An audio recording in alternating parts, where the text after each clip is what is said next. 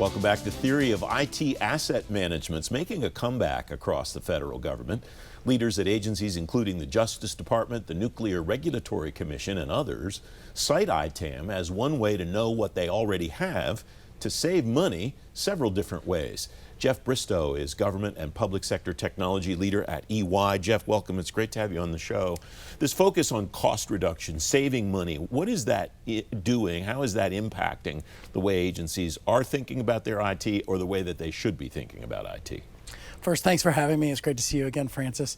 It's a great question, and I think the short answer is they're not mutually exclusive. There doesn't have to be a trade-off. So you can save money if you're doing it the right way. When you're approaching modernization, you will save money, and at the same time, you can improve outcomes for the constituents of any agency that we support. So I think it's, in my mind, it's about fundamentally looking at it as not just a cost-saving measure, but why? What are you trying to achieve at the same time? Mm-hmm. They can go hand in hand. They should go hand in hand. If you're thoughtful about it, that's just the way it will work. Is mission delivery then the first thing to think about? Cost savings becomes a residual benefit, or is it strategically, is it a different thing? I think that for the most part, you want to always focus on the mission. You want to understand. I think the strategic vision for everyone I've talked to from an agency, it's all about what can we do to maximize the utility to the constituents. So that starts with the mission. But the enabling IT capabilities that support those people, the individuals who work for the government, a lot of times they're older. Some of the legacy applications are a bit outdated. They're challenging to use. You think about how many people are retiring. A lot of the systems that these they were built around a population that is aging out. They're retiring, and now there are new expectations with the new generation, the next generation of labor who's going to support those agencies. So it's really important to understand what do they want, what do you want to do, what is the mission you're trying to achieve, and is there a more effective way to do it? Mm-hmm. Most of the time, I've seen that the more effective ways to do it also do cost less. They cost less to maintain.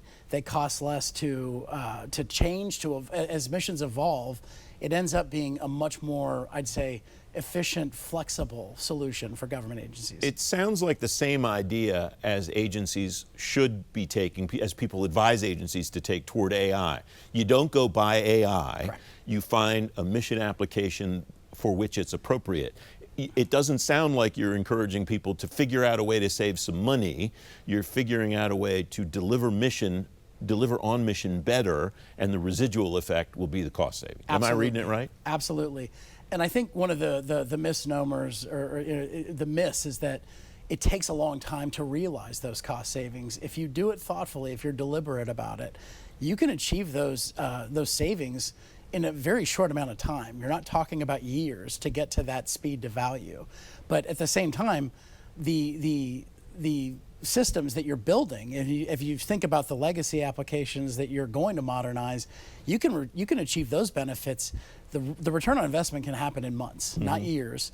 And to your point, it is going to streamline the tech stack that they have, which is going to make it more cost effective, less people actually focusing on maintaining the systems that you're using to support the mission. A lot of folks have focused on what they refer to as the low-hanging fruit, and a lot of agencies say, well, we've already got that. Yep.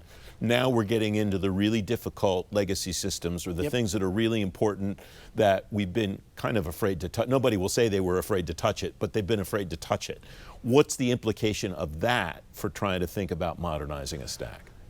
Yes, that happens a lot, and I think there is that resistance. There's already been a lot of investment made in a solution for an agency.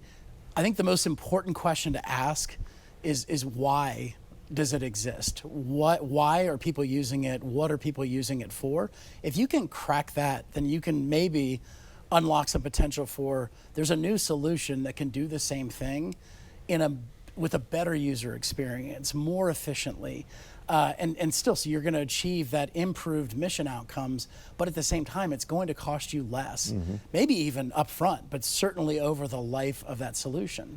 We have about 30 seconds left. Has the willingness of agencies to accept commercial solutions, or mostly commercial solutions, helped with what you just described, Jeff? Absolutely. I think that now the government is looking towards some of the other sectors that maybe have already faced some of the challenges. They've already cracked the code on user experience. They've already cracked the code on how to increase automation, leverage things like AI. So exporting that and those lessons learned into the government, I think, is something that agencies are much more receptive to. And I think it's going to be ultimately very beneficial, not only to the agencies, but to the constituents. Very quick final thought. What sectors should agencies look at for those kinds of ideas, best practices? Great question.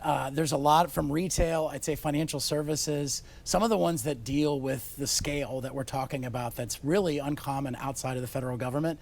I'd say those are the two sectors that I would focus on most. Jeff, it's great to have you on the program. Thanks for joining me. Thank you for having me. You can read more about saving money on IT on today's show page at fedgovtoday.com.